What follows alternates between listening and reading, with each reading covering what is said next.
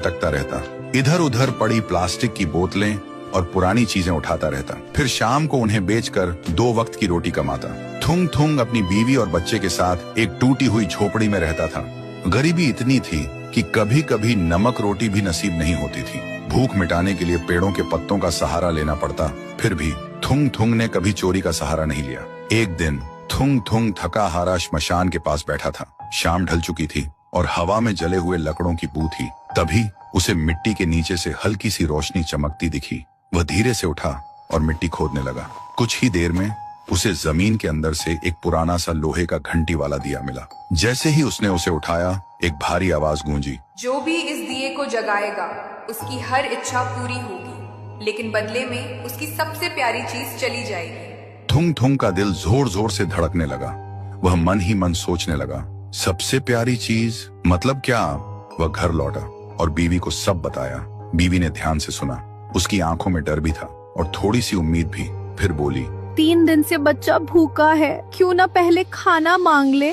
थुंग थुंग ने कांपते हाथों से दिया जलाया और धीरे से बोला, हे दिए, मेरे भूखे बच्चे के लिए अनाज दे दो, बस पेट भर खाना दे दो। अचानक पूरी झोपड़ी अनाज और रोटियों से भर गई।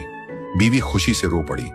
लेकिन उसी रात थुंग थुंग ने देखा उसका बच्चा चुपचाप कोने में बैठा है और उसे पहचान नहीं रहा। सुबह तक बेटा उसका नाम भूल चुका था।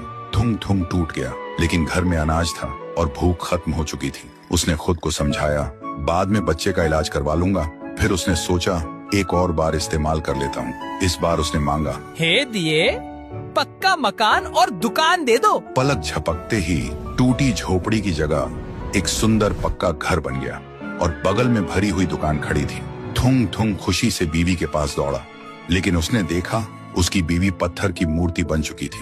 थुंग थुंग चीखता रहा, रोता रहा और कोने में रखा वह दिया हंसता रहा, क्योंकि शर्त वही थी, हर बार सबसे प्यारी चीज खोना। अब थुंग थुंग के पास बड़ा घर था, पर वह पूरी तरह अकेला पड़ गया था। वह रोते हुए पत्थर बनी बीवी को गले लगाकर बोला, मुझे ये अमीरी जिंदगी